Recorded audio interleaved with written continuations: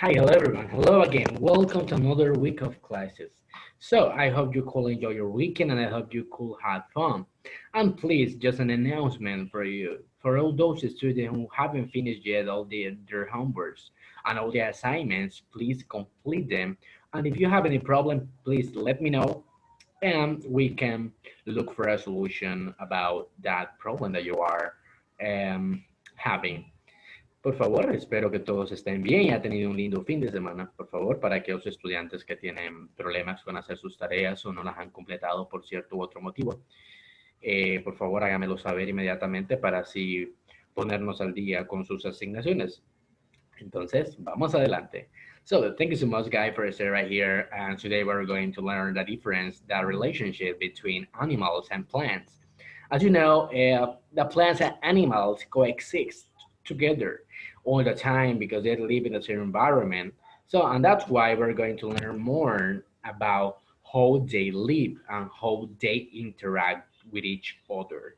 So, plants and animals evolve together, so it is no surprising that there are many complex plant-animal relationships. This process of interdependence evolution of two or more species is called coevolution. Look at here very carefully. This process of interdependence evolution of two or more species is called coevolution. So as you can see here in our environment, so some of us will live in mountains. Some of us we live in places where there are many animals and where there are plants. And in that environment, when there are more than two species interacting, living together, coexisting, that is called coevolution. Como pueden ver, cuando hay más de dos especies en un lugar que conviven, ya sea de plantas o animales, esto se llama coevolución. ¿Por qué? Conviven. So, some relationships are beneficial to both parties, while others have a clear benefits for one at the expense or even death of that other. So look at here, this is a really important part. So we can appreciate here some relationships are beneficial to both parties, while others have a clear benefits for one at expense or even death of the other. So as you can see here, one animals eat other animals, and some animals eat plants, and some plants eat animals. That is like a cycle. So for that reason, they say that these are beneficial to both parties. So these are beneficial because they take advantage from each other.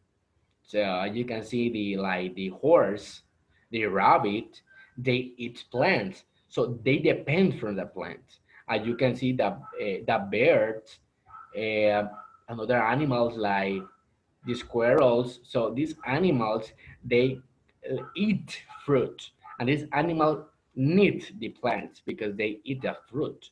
So and that's why there are animals carnivores that they eat another animal. For example, like the flies, butterflies, and these animals eat these plants eat animals, little animals, insects, saying like that. So four important plants animal interaction are explored here. Plant herbivore, plants pollinator, plant dispensers, and other examples of mutualism. So you can see here we have the four interaction of plants. So plants are an herbivore. So there is a plant and the animal that are herbivore. So this herbivore just depends from the plants. Okay, and we have and here I have the plants and the pollinator. So one pollinator, the pollinator, polinizadores los animales que hacen posible el proceso de reproducción de las plantas.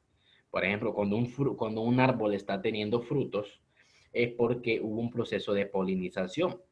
Y estos, los únicos animales que son capaces de hacer posible esto son las abejas.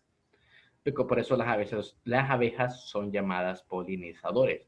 So for the reason the bees are called pollinators. So and plants and dispensers. So and dispensers are like the animals or that depends on the plants that things like that that they live on that plant. So, and that's why there are called dispensers. And also, we can say that dispensers are like plants that send all their sets to another parts. So that dispenser, something that is divided to go ahead, who travels from place to another. Another examples of mutualisms. As you can see, this is a mutualism process because they are mutual. This is mutual. The relation is mutual. As you, like your family, that is mutual. A relation that you have with your family is mutual. For that reason, the plants make has a very mutual relationship too. So now, going ahead, is going to learn a little bit like more about plants herbivore relationships. So let's go. Herbivory is an interaction in which a plant or portions of the plant are consumed by an animal. So herbivory is an interaction in which a plant or portions of the plant are consumed by an animal. So we can see that here the animals consume plants. For that reason, the animals who eat plants are called herbivores. Por eso los animales que comen plantas son llamados herbívoros. At the microscopic scale, herbivory includes the bacteria and fungi that cause disease as they feed on plant tissue. Microbes that breaks down dead plant tissue are also specialized herbivores. Also, some of us we have seen sometimes some animals that eat plants, right? That eat plants. So those animals, though, or insects, they live from the plants too.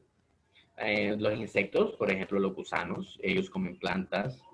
Algunos pájaros incluso también comen plantas y también son llamados lo que es herbívoros. También son llamados herbívoros porque también viven de las plantas. So let's go ahead, going ahead. So browsers and grazers, from aphids and caterpillars to deer and bison, are more familiar herbivores. Even insects and animals that eat seeds are considered herbivores. So look here, this is really important. I know this till today. So it says that also the animal that eat seeds are considered herbivores. So this is something amazing, right? So los animales que comen también semillas son considerados herbívoros.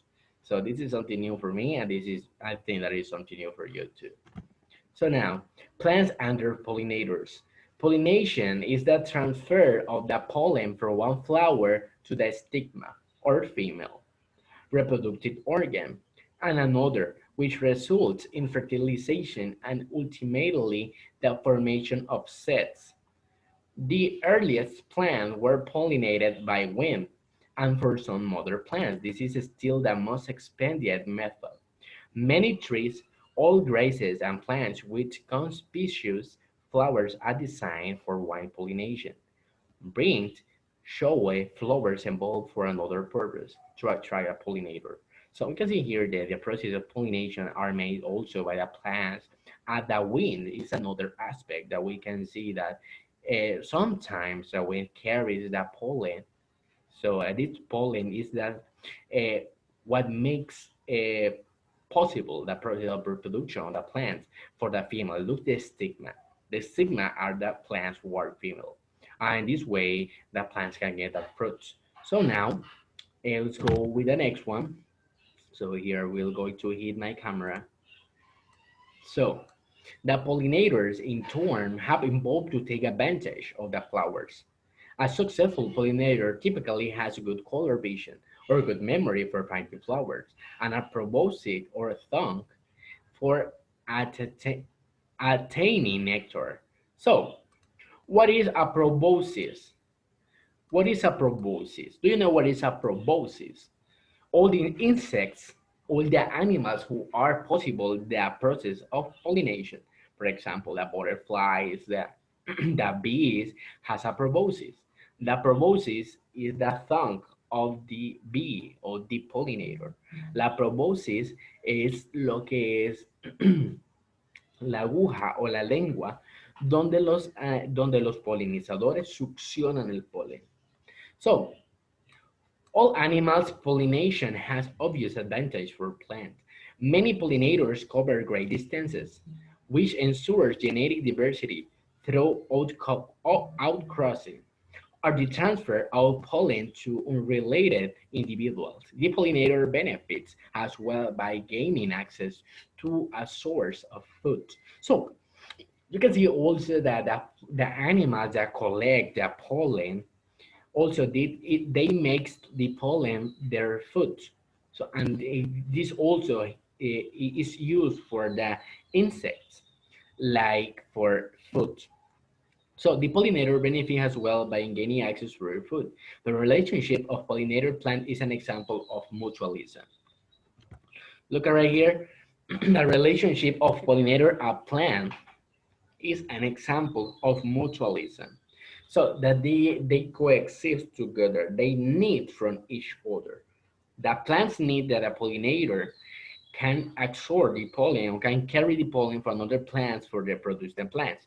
And the pollinators, the bees or the butterflies and other kind of insects that make this process who are called pollinator, they also need for the plants because they need the nectar. So this is something amazing and something important, guys, about the animals. So thank you guys for staying here. This has been everything about today class. And tomorrow we are gonna be continue discussing this amazing topic.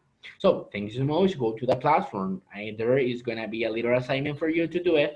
And thank you for staying here. Bye bye guys. Take care. See you tomorrow.